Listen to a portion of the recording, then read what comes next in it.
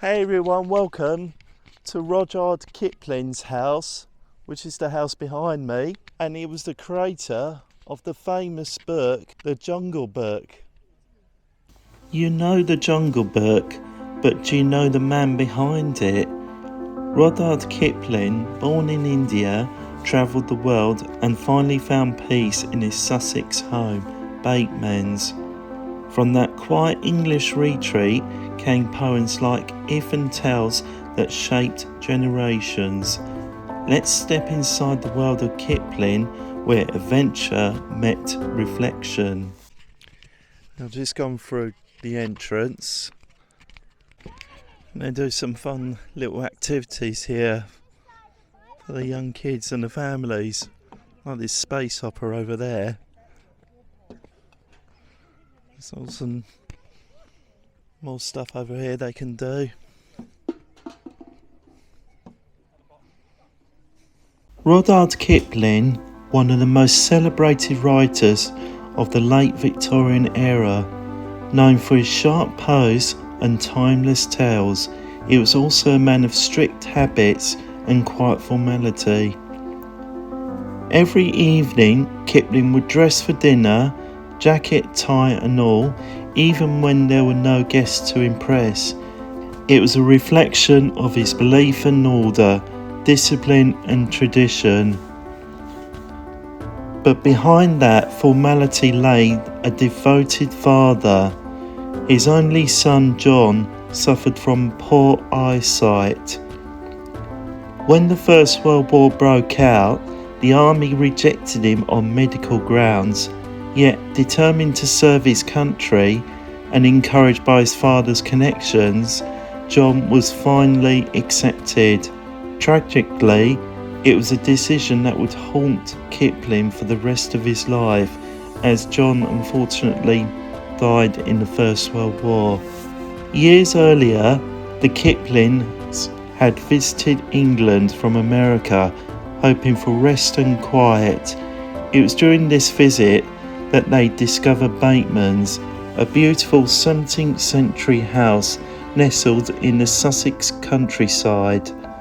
They fell in love with it at once, though the house needed extensive renovation. Kipling found in Bateman's the peace and inspiration he longed for. He spent years there, writing, reflecting, and as many recall, smoking heavily. He studied filled with a sense of tobacco and ink, became the heart of his creative world. Now this copy of the Jungle Book was the original manuscript of the Jungle Book written by the man himself. This book was published in 2021 with 1,000 copies being printed, and this is copy 185. The Jungle Book was actually first published though in 1894, and if you turn the pages here, you can see the original handwriting by the Mr. Kipling, and look how small the writing is. Even with quite a good eyesight I struggle to read that, but it was even then printed by his secretary, which originally created the book itself. The Jungle Book is a collection of stories set in the Indian jungle. The most famous tale follows Mowgli, a boy raised by wolves, guided by Baloo the bear and Bagheera the panther, as he learns the law of the jungle and faces his enemy Shere Khan the tiger. The book explores themes of belonging, nature and identity through vivid animal characters and moral lessons. Decades later, Walt Disney Studios reimagined the story for its 1967 animated film, simplifying Kipling's darker tone into a lighter musical adventure. Disney emphasised fun, friendship and catchy songs like The Bare Necessities. The film became a classic, inspiring multiple remakes, including the 2016 live-action version, blending Kipling's timeless tale with Disney's charm and optimisation. ensuring the Jungle Book lived on across generations. If you're into poetry, they do poetry reading in the garden here. And there's a guy doing it now.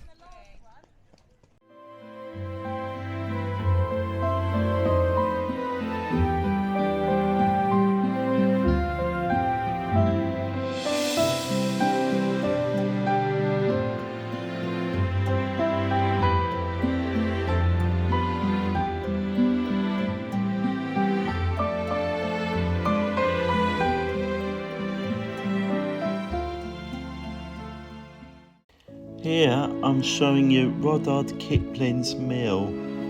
When Kipling bought Bateman's in 1902, the mill had fallen into disuse. Kipling, who had a lifelong interest in engineering and machinery, decided to restore it to working order. The mill was powered by the River Dudwell, which runs through Bateman's estate. Kipling used the mill not for profit, but as a way to preserve a piece of traditional English craftsmanship. He even inspired some of his later writings, where he often celebrated the skills of engineers, workers and inventors. And here's all the workings here.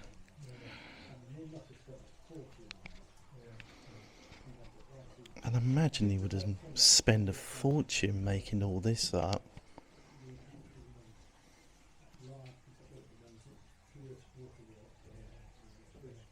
This is the earliest known map, showing the mill in 1785. Now this machine was used to remove dust, stones and chaff from the bags of grain before milling. It would have been used on farms and some mills, and it is believed to have been brought to Park Mill in the 1970s. And this is the back of the garden behind the house. It looks absolutely beautiful.